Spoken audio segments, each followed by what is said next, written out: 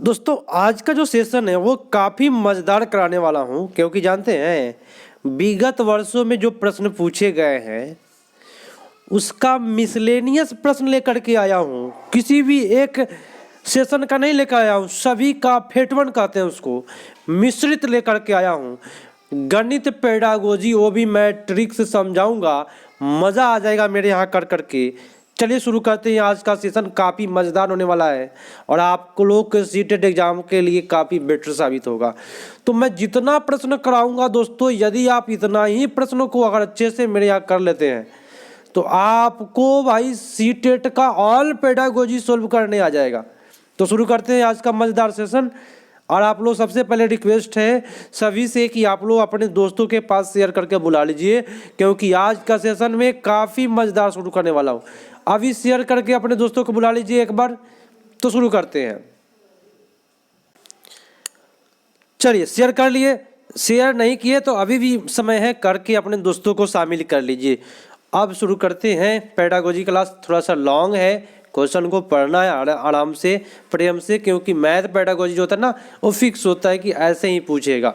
चलिए क्वेश्चन बोल रहा है यहाँ पे क्या कि एक शिक्षक अपनी कक्षा में बच्चों को उनके परिवेश में मौजूद वस्तुओं के भौतिक गुणों को अपने शब्द में समझाने के लिए प्रोत्साहित करता है।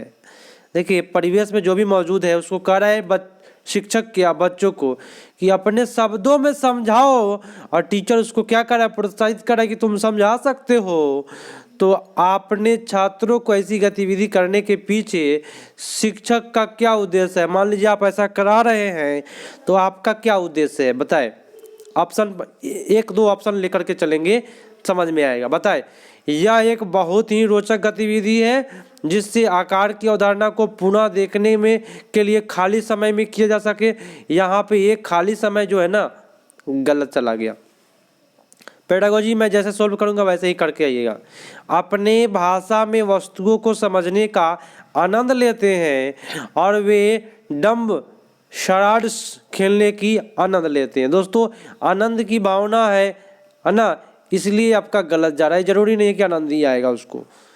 और सी ऑप्शन है कि वे बच्चों को अनौपचारिक रूप से किसी भौतिक गुण को, देखिए टीचर क्या था बोला कि अपने परिवेश के, टीचर क्या था क्वेश्चन में कहा था परिवेश के वस्तु को अपने शब्दों में बोलो, तो अपना शब्द में बोलना बोले तो क्या अनौपचारिक शब्द, विद्यालय की भाषा में बोलता तो औपचारिक होता, अपना शब्द में अगर बच्चा बोल रहा है तो अनौपचारिक है। अनौपचारिक रूप से वस्तुओं के भौतिक गुण का निरीक्षण करने का सबसे बेटर आपका उत्तर सी पर जा रहा है यहाँ पे। अगला भी देख लीजिए, अवसर देता है, सी में ही है, जो आकार के बारे में उनकी समझ को गहन बनाता है। ठीक है चलिए, तो सबसे बेटर आपका सी हो जाएगा। अगला प्रश्न आपकी स्क्रीन पर है और ध्यान से इसका जवाब देने की कोशिश करिएगा। और एक क्वेश्चन बार बार पूछा हुआ है कि एक अशिक्षित दुकानदार द्वारा उपयोग किए जाने वाला गणित, देखिए दुकानदार के पास आप लोग जाते होइएगा जो पढ़ा लिखा भी नहीं है, लेकिन उसका मैथ जो है ना पैसा लेन देन का बहुत टाइट होता है दोस्तों। आप जितना जल्दी नहीं करेंगे उतना जल्दी वो कर लेगा। तो अशिक्षित दुकानदार का उपयोग किए जाने वाला गणित क्या है? गणित कक्षा में उपयोगी नहीं है, गलत बात बोल दिया। सभी समस्या को हल करने में बहुत उपयोगी है, इतना भी जरूरी नहीं भाई, है ना।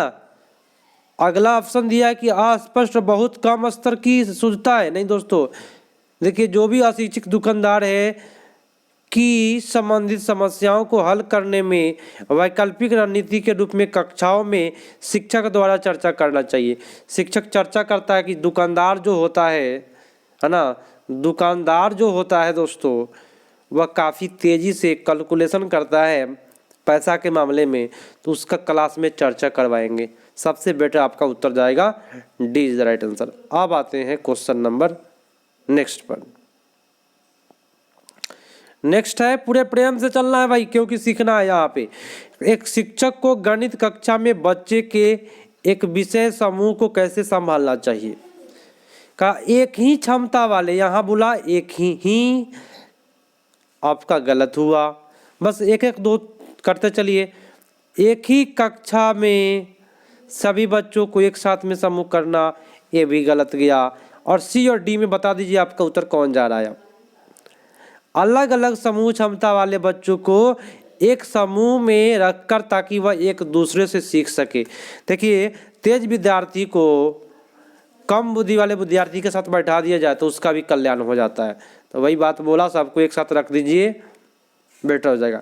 कम क्षमता वाले बच्चों के अनुसार कक्षा में प्रश्न हल करने के लिए उच्च क्षमता वाले बच्चों को जटिल प्रश्न का, देखिए कम क्षमता वाले को आसान देंगे और जो ज़्यादा है उसको जटिल देंगे, ये सब भेदभाव हो जाता है दोस्तों। सबसे बेटर आपका उत्तर सी हो जाएगा। अगला प्रश्न है, निम्नलिखित में कक्षा में हो रहा कौन सा कार्य एक गतिविधि है? बताएं गतिविधि कौन सा है दोस्तों। मैं आपको बता दूं, गतिविधि की बात करें तो शिक्षक समझाते हैं कि प्रश्न कैसे हल करें, ये गतिविधि नहीं है दोस्तों, कैसे हल कर रहे हैं। और शिक्षक वाले ऑप्शन करके नहीं आना है। बच्चे द्वारा कविता के रूप में गिनती का वाचन करना, श्याम पट पर नकल करना आपका गलत है। बच्चे का अन्वेषण में लगना ये भी गतिविधि है, और कविता का वाचन गिनती के रूप में करना ये भी गतिविधि है। तो भाई 1 to 5 के लिए अन्वेषण नहीं जाएगा, ये आप नोट कर लीजिए, इसलिए आपका गलत हुआ। अन्वेषण सही जाता है, लेकिन सबसे बेटर है गतिविधि बच्चे द्वारा कविता के रूप में गिनती का वाचन करना। गिनती करता है, गिनती पारा कराया जाता है, सबसे बेटर आपका उत्तर बी पर जाएगा।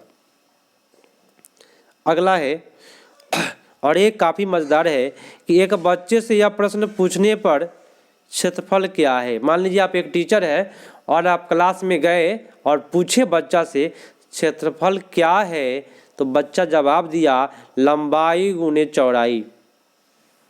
ठीक है, देखिए लंबाई गुने चौड़ाई क्षेत्रफल की अवधारणा के बारे में, बच्चे की समझ के बारे में आप क्या कर सकते हैं। आप क्या कहिएगा कि आपका बच्चा सही है। आपने पूछा कि क्षेत्रफल क्या है, बच्चा जवाब दिया लंबाई गुने चौड़ाई, तो भैया आप बता दीजिए क्या बच्चा सही है? नहीं दोस्तों, क्योंकि लंबाई गुने चौड़ाई क्षेत्रफल नहीं होता है, क्षेत्रफल सब चीज़ का अलग अलग होता है। तो उत्तर आपका क्या जाएगा कि बच्चे ने किसी भी बंद आकार के क्षेत्रफल के समान विचार को आयत के क्षेत्रफल के रूप में उपयोग किया है। मतलब बच्चे के माइंड में बैठ गया है आयत का क्षेत्रफल, इसलिए कोई भी क्षेत्रफल पूछिएगा तो लंबाई गुने चौड़ाई मारेगा। यही बात बोल रहा है, आपका उत्तर बी पर चला गया। पाइथागोरस की बात करें, काफ़ी लॉन्ग क्वेश्चन पिछले बार भी पूछा जाता था, और जितना भी प्रीवियस ईयर का है मिसलेनियस टाइप क्वेश्चन करा रहा हूँ ताकि आपसे छूटे नहीं भाई। पाइथागोरस प्रमेय को सिखाने के लिए एक शिक्षक ने शीट वितरित की है जिस पर समकोण वाले त्रिभुज को खींचा गया था। अच्छा बात है। और बच्चे को त्रिभुज की भुजाओं के बीच संबंध खोजने के लिए कहा गया है जाता है। त्रिभुज के बीच क्या खोजने के लिए? संबंध खोजने के लिए कहा जाता है। अब आइए आंसर पर, क्या बोल रहा है आंसर। जब संबंध खोजने के लिए कहा गया तो उत्तर क्या होगा बताएं। देखिए पाइथागोरस प्रमेय हो या थेल्स हो, मैं आपको एक ट्रिक बता देता हूँ जो जीवन में कभी नहीं गलत कीजिएगा। पाइथागोरस हो, ठीक है, या कोई भी चीज़ हो, प्रमेय का आगमन विधि से पढ़ा करके बच्चे को निकाला जाता है। ठीक है, आप याद रखिएगा इसको। पाइथागोरस हो या थेल्स हो, आगमन विधि करके आइएगा, 100% सही जाएगा, ये आप नोट कर लीजिए। अगला प्रश्न है कि कक्षा 4 के अधिकतर शिक्षार्थी सोचते हैं कि दो संख्याओं के गुणन से प्राप्त संख्या दोनों संख्याओं से बड़ी होती है। आप यह कैसे प्रदर्शित करेंगे कि सदैव सत्य नहीं है? बताएं, कैसे बताइएगा कि सत्य नहीं है? ऑप्शन आपकी स्क्रीन पर है, बताएं। देखिए संख्या बड़ा है या छोटा है, उसको कभी भी दशमलव पेपर पर रख करके कर सकते हैं बेटर तरीका से। कलन विधि यहाँ पे गलत है, इससे नहीं होगा। बार बार योग से भी नहीं होगा। ठीक है, कलन विधि की बात कर रहा है, ये भी नहीं होगा। तो उत्तर आपका कहाँ जा रहा है? कौन संख्या बड़ा है या छोटा है, ये बात याद रखिएगा। बड़ा है छोटा है कोई भी संख्या, ये ग्रीड पेपर पर दशमलव संख्या के गुणन से प्रदर्शित करके आप बता सकते हैं। कोई संख्या बड़ा दिया है या छोटा, वो ग्रीड पेपर पर करेंगे, सबसे बेटर जाएगा। ठीक है, चलिए अगला प्रश्न है। थोड़ा सा ऑप्शन आपको नहीं दिखाई देंगे, ऐसे करेंगे तो आपको दिखाई देगा, लेकिन दोस्तों ऐसे बेटर मज़ा नहीं आएगा हमको। देखिए आप लोग मेरे यहाँ आए हैं समझने के लिए, सबसे पहली बात समझने के लिए, और मैं आपको ट्रिक से समझाऊंगा। 28 प्रश्न ही कराने वाला हूँ। अगर आप कर लेते हैं जैसे मैं बता रहा हूँ वैसे आप, तो डेफिनेट रूप से आपका जो है वह बेटर हो जाएगा। फिर भी आप लोग कमेंट करके बताते चलिएगा कि कौन सही जा रहा है। जैसे कि ए बता रहे हैं, बी बता रहे हैं, सी बता रहे हैं, अगर जो सही लग जाए आपके सामने में जो लोग दिखाई दे रहा है उसको आप फटाक से टाइप करके बताइएगा। क्वेश्चन कहता है प्राथमिक स्तर पर शिक्षार्थियों को माप का संदर्भ पढ़ाने के लिए कौन सा कथन सही है। माप कैसे करेंगे, तो अप्रमाणिक माप का उपयोग प्रमाणिक माप के बाद करना चाहिए। प्रमाणिक के बाद करना गलत बात बोला। देखिए अब बताइए आप लोग उत्तर कौन सा जाएगा। एक तो गलत हो गया, बी सी और डी पर जाइए। तो इसमें तो आपका केवल की बात कर रहा है तो ये आपका नहीं होगा। इसमें नहीं की बात कर रहा है इसलिए नहीं होगा।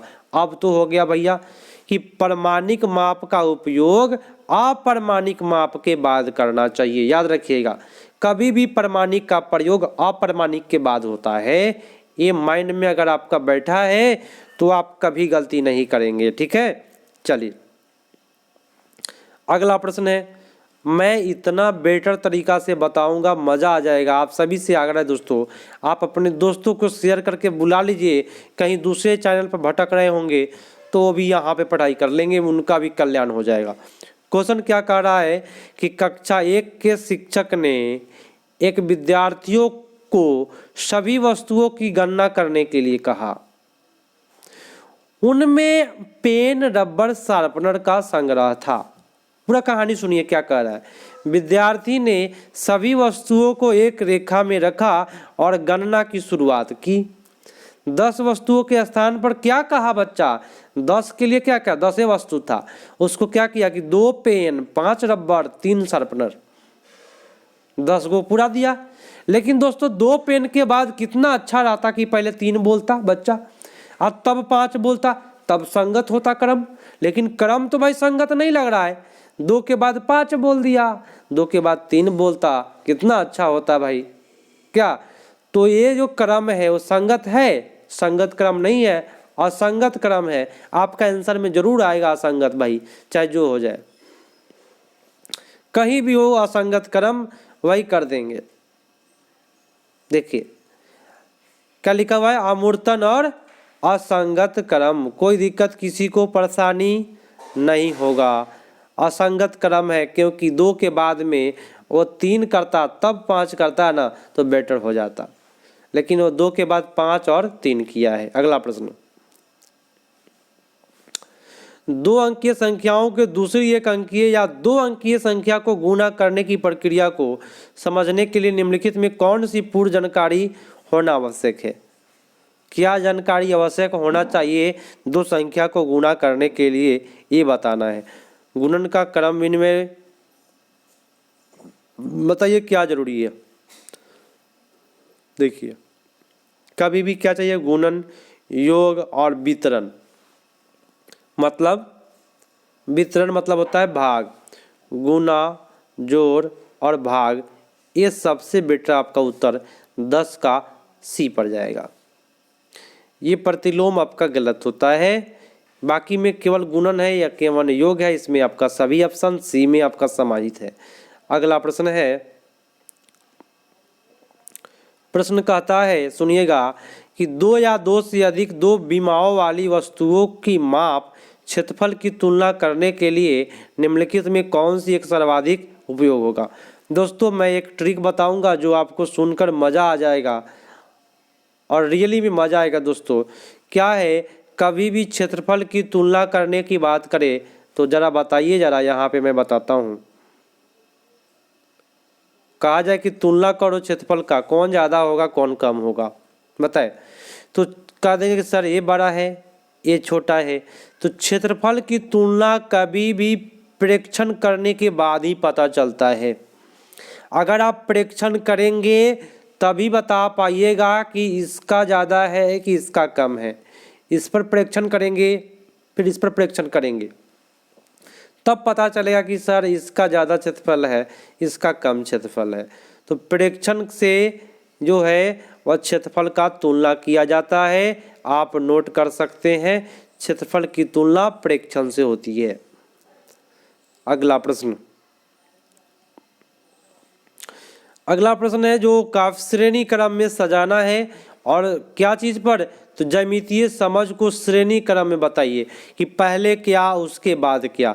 तो मैं डायरेक्ट आंसर पर ले चलता हूँ, आप लोग इसका नोट कर सकते हैं। ज्यामिति का कभी भी अगर श्रेणी क्रम पूछे, ज्यामिति का श्रेणी क्रम, तो लिखिएगा पहले होता है मानसिक चित्रण, उसके बाद उसका विश्लेषण किया जाता है, तब औपचारिक होता है, तब अनौपचारिक होता है। आप नोट कर लीजिए, 100% है। कैसे नोट करिएगा दोस्तों, अगर नोट नहीं करेंगे ना तो मैं रियली रूप से कहता हूँ कि ये कोमा वाला जो प्रश्न होता है वह अभी 28 दिसंबर 2022 को पूछ दिया है आपकी बार एग्जाम में, अभी तुरंत हुआ कल के एग्जाम में। ठीक है, तो ज्यामिति के लिए क्रम है ना, जियोमेट्री के लिए क्रम लिख करके आप याद कर लीजिएगा। मानसिक चित्रण, विश्लेषण, औपचारिक पहले होगा तब आपका अनौपचारिक होगा। उत्तर आपका डी पर चला गया। आ जाइए अगले प्रश्न पढ़िए।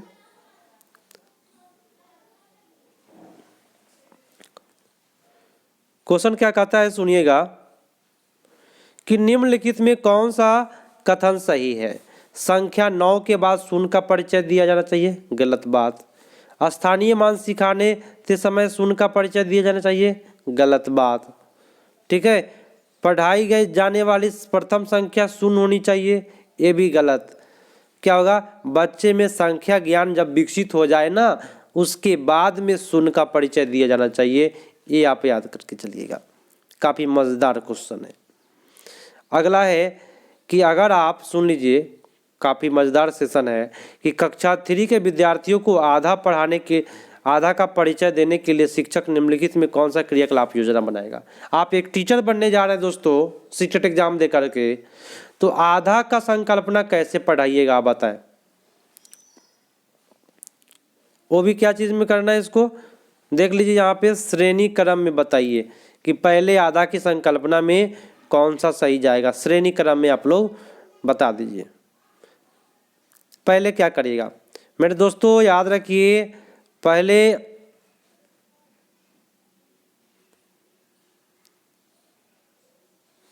एक सेकेंड दोस्तों, एक सेकेंड, पहले क्या करिएगा,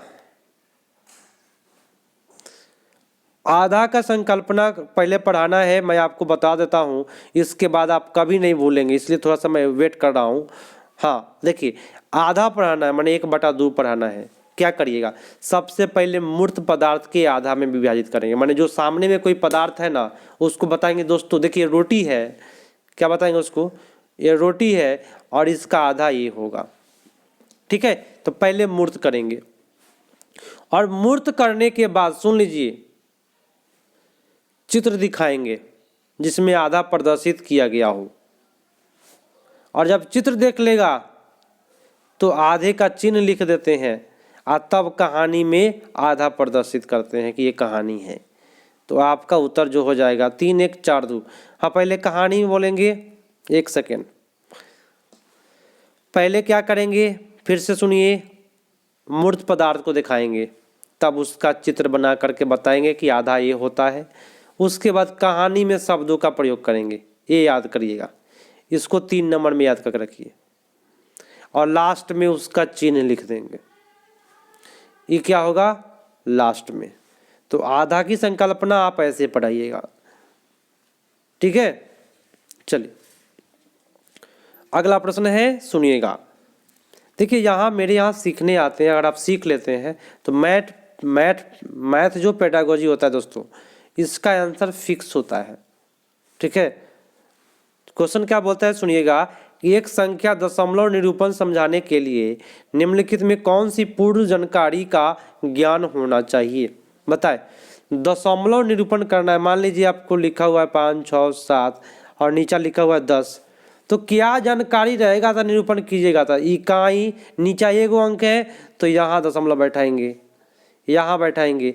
तो इसमें स्थानीय मान, कभी भी दशमलव का निरूपण समझाना है, इस मैंने बार बार बोला कि मैथ का आंसर फिक्स होता है, तो दशमलव का निरूपण के लिए स्थानीय मान 100% जरूरी है, आप नोट कर सकते हैं। मैथ का आंसर फिक्स होता है दोस्तों, इसलिए मेरे यहाँ करिए ताकि समझ में आए और आप लोग वहाँ गलती करके नहीं आए। तो दशमलव का निरूपण स्थानीय मान से होता है। अगला प्रश्न है कि अंक गणित की 4 आधारभूत संक्रिया होती है, जोड़ घटाव गुणा भाग, उसको हिंदी में बता देना है कि कौन सा होगा। 4 आधारभूत क्या है, जोड़, व्याकरण माने घटाव, गुणा भाग, यही ना करके आइएगा आप लोग। अंक गणित का ये 4 आधारभूत संक्रिया होता है, संक्रिया मतलब होता है जोड़ घटाव गुणा भाग, ठीक है। चलिए अगला है प्राथमिक स्तर पर यदि लंबाई मापना है। दोस्तों मैंने आपको बार बार बोला, सुन लीजिए और मेरी बात सुन करके आप लोग काफ़ी खुश हो जाएंगे कि सी-टेट में अधिकांशतः जो कोमा वाला जो प्रश्न होता है, क्रम में सजाने वाला, श्रेणी क्रम में, ये टकराता है। वो भी टकराएगा क्या, तब पुराना वाला क्वेश्चन ही टकरा जाएगा, फिक्स क्वेश्चन एकदम टकराता है। क्रम में सजाने वाला जो होता है ना, वह टकरा जाता है। तो आप लोग लिख लीजिए इसको, लंबाई मापने का क्रम, लंबाई मापन का क्रम लिख करके हाइफन दीजिए, हम डायरेक्ट आंसर पर आते हैं। लंबाई मापने के लिए सबसे पहले हम तुलना करते हैं, उसके बाद अप्रमाणिक माप का उपयोग करते हैं, अप्रमाणिक के बाद प्रमाणिक माप का उपयोग करते हैं, तब प्रमाणिक इकाई का विकसित करते हैं। देखिए लंबाई मापने का क्रम लिख करके हाइफन दीजिए। अगर आप सी-टेट तैयारियां कर रहे हैं ईमानदारी से तो आप इसको नोट करेंगे। लंबाई मापने का क्रम, तुलना करना, अप्रमाणिक माप का उपयोग, प्रमाणिक माप का उपयोग, तब प्रमाणिक इकाई का विकसित करना। सेम का सेम टकराएगा दोस्तों। ये सब प्रश्न जो है ना फिक्स होता है, क्रम वाला, सजाने वाला। अगला है कि कक्षा 5 में गणित के पीरियड में यह विवाद रखा गया कि शून्य सबसे अधिक प्रभावशाली संख्या है, यह क्रियाकलाप बच्चों को प्रोत्साहित करता है। बताए शून्य सबसे प्रभावशाली है, इस पर विवाद रखा गया है। तो जब विवाद रखा गया है तो उस पर विश्लेषण होगा, उस पर बातचीत होगी, बातचीत को बोलते हैं संप्रेषण। सबसे बेटर तो आपका उत्तर फर्स्ट में मिल गया आपका, ठीक है। अगला प्रश्न, हम आपको बार बार बोल रहे हैं दोस्तों, मैथ का क्वेश्चन फिक्स होता है और इसको मैं इसलिए समझा रहा हूँ ताकि अगर मेरे तरीके से समझेंगे ना तो कभी नहीं भूलेंगे, ठीक है। तो गणित में अक्षमता अगर असमर्थ है आप बनाना तो उसको डिस्कलकुलिया हो जाता है। गणित में जिसका कमजोरी है उसको क्या होता है, डिस्कलकुलिया। अगला है कि यदि एक विद्यार्थी पूर्णांक और भिन्न और दशमलव संख्याओं पर 4 आधारभूत संक्रिया संपन्न करता है तो वह क्या कर रहा है। क्या पूर्णांक, भिन्न और दशमलव पर क्या करिएगा, यह सब किसके अंतर्गत आता है। मैंने दोस्तों एक ट्रिक है जिसे आप सुनकर काफ़ी खुश हो जाएंगे। सी-टेट में संक्रिया अवस्था मैथ के लिए काफ़ी हिट होता है, आप इसको करके आइएगा। अगर आपको समझ में नहीं आए तो संक्रिया में होता है कि बहुत सारा चीज़ शामिल होता है, जोड़ घटाव गुणा भाग सब चीज़, तो आपका इसीलिए संक्रिया उत्तर सही जाता है। आ जाइए अगले प्रश्न पर आइए। मैं रियली रूप से बताता हूँ कि कभी भी मैं आपको जो समझाऊंगा ना वो आपको हमेशा के लिए याद होगा और आप बेटर करके आएंगे। क्वेश्चन क्या कहता है कि अध्यापक ने कक्षा 4 के छात्रों को 36 टाइल दिया और उन्हें सभी संभव आयतों में विभाजित करने के लिए कहा। इस क्रियाकलाप का निम्नलिखित में कौन सा संकल्पना से संबंधित नहीं है। मेरे दोस्तों मैं एक क्वेश्चन का फिर ट्रिक बताऊंगा, आप सुन करके कहेंगे सर मज़ा आ गया, आप कहाँ से ये सब लाते हैं? तो मैं बता दूं, मेरे पास 3 साल से बैच चल रहा है दोस्तों, ऑनलाइन ऑफलाइन दोनों। लेकिन इस साल से ज़्यादा कुछ मेहनत है, जिसकी वजह से हमारे यहाँ काफ़ी लोग जुड़ रहे हैं और पढ़ाई कर रहे हैं मेरे यहाँ से।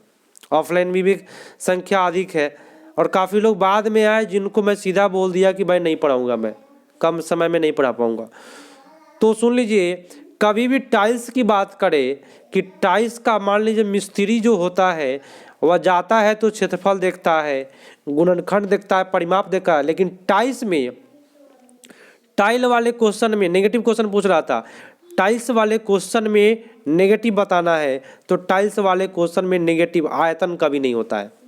अगर आप टाइल्स बैठाने जाते हैं किसी के घर में तो उसमें आयतन नहीं देखिएगा, क्षेत्रफल देखिएगा, गुणनफल देखिएगा कि कितना लगेगा, गुणनखंड देखिएगा, लेकिन आयतन नहीं होता है। टाइल्स लगाने में कोई आयतन की आवश्यकता नहीं, याद रखिएगा।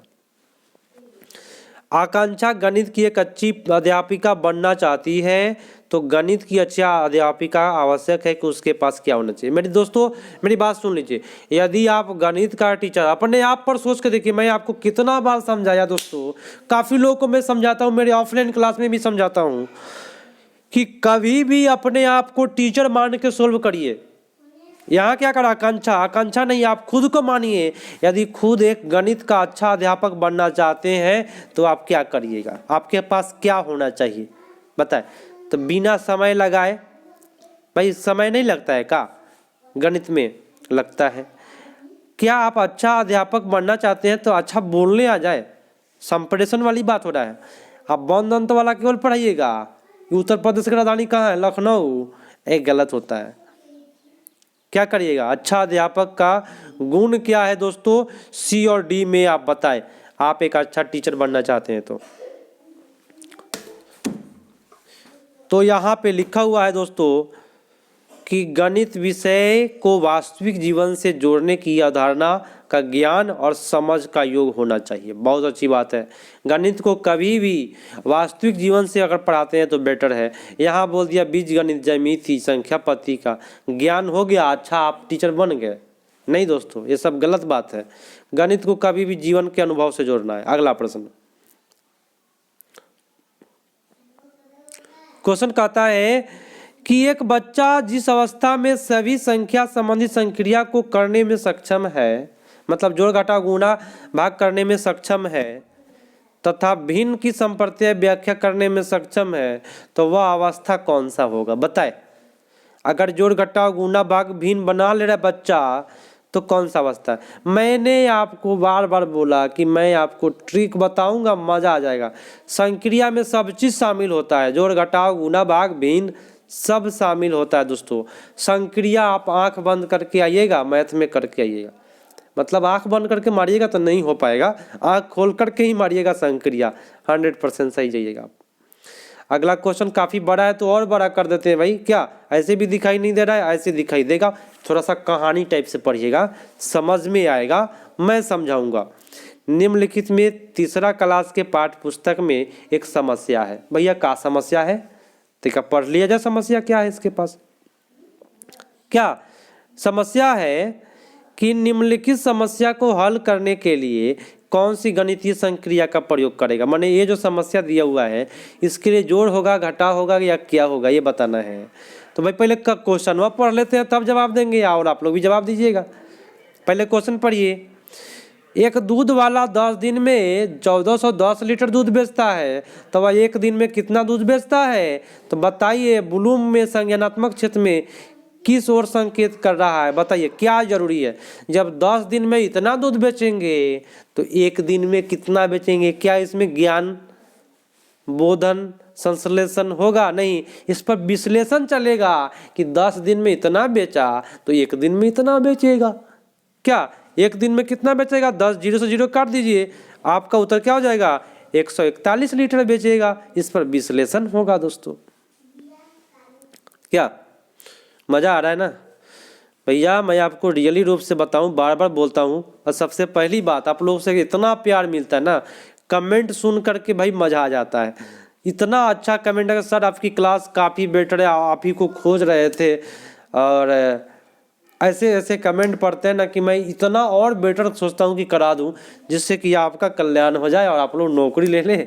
और भाई नौकरी बहुत बड़ी चीज़ होती है, इसके लिए पढ़ना पड़ता है, तो आप लोग अच्छे से करके जाइएगा। देखिए बहुत जगह भीड़ लगा होगा, 25 के 26 के 50,000 लोग देख रहे होंगे लाइव में।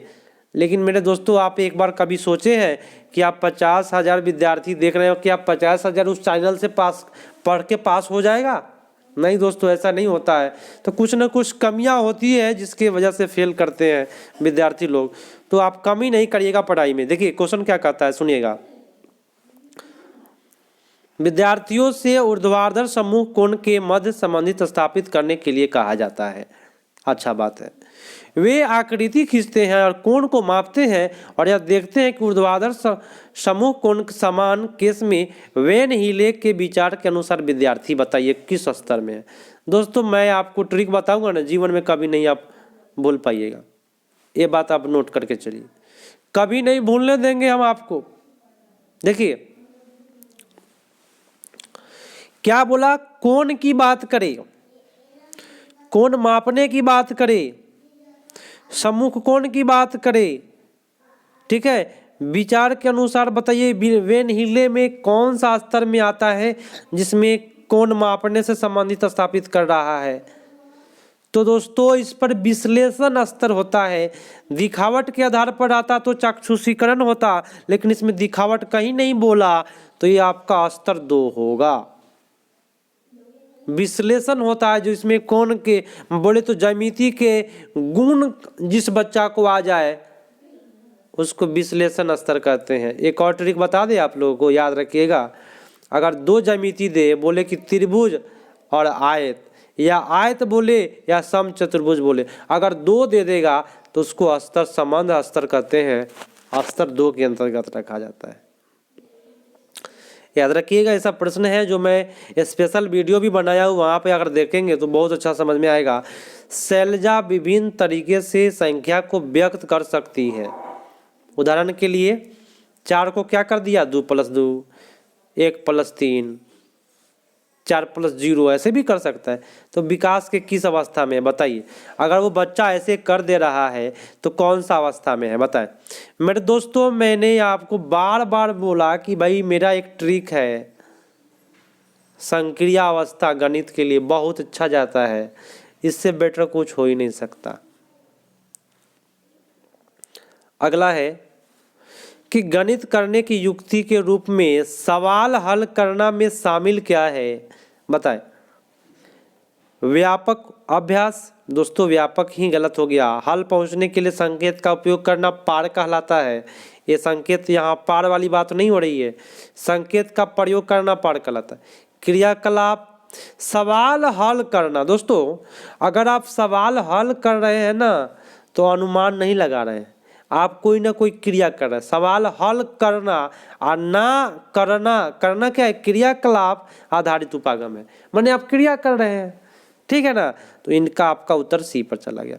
और आज का लास्ट है दोस्तों, आप सभी दोस्तों से रिक्वेस्ट है, आप लोग अपने आप को टीचर समझ करके एग्जाम में जाइएगा, बैठिएगा ईमानदारी से, आप सोल्व करके आइएगा, दिक्कत कहीं भी नहीं होगा। दोस्तों अगर मेरे चैनल से आप लोग अच्छे से पढ़ाई किए हैं, रेगुलर क्लास ज्वाइन कर रहे हैं तो दिक्कत नहीं होगी, ठीक है। प्लेलिस्ट में ऑल शिफ्ट का जितना भी एग्जाम हुआ था ना, सभी शिफ्ट का प्लेलिस्ट में डाला हुआ वीडियो, जो खोजिएगा मिलेगा आपको। तो प्लेलिस्ट निकालने आना चाहिए आप लोगों को। चलिए देख लेते हैं, आज का लास्ट है कि एक अच्छा गणितज्ञ होने के लिए क्या जरूरी है। मान लीजिए एक आप अच्छा गणितज्ञ होना चाहते हैं तो क्या जानिए। तो फर्स्ट उस पहले बताया कि वास्तविक जीवन से पढ़ाना है बच्चों को जोड़ के, तो ये जरूरी है।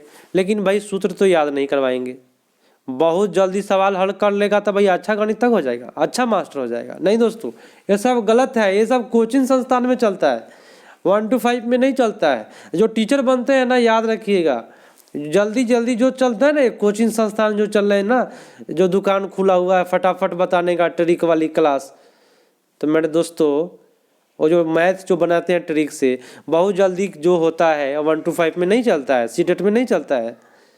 तकनीकी वर्ड में निपुणता, तकनीक वर्ड गलत होता है।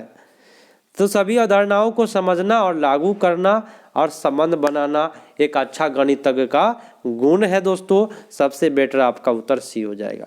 तो आज का जो वीडियो था काफ़ी बेटर वीडियो था और आप सभी से रिक्वेस्ट है दोस्तों, कम से कम अपने 5 दोस्तों के पास शेयर करें, ग्रुप में शेयर करें, ताकि आपके जो भी फ्रेंड है जुड़ सके और इस वीडियो को देख सके।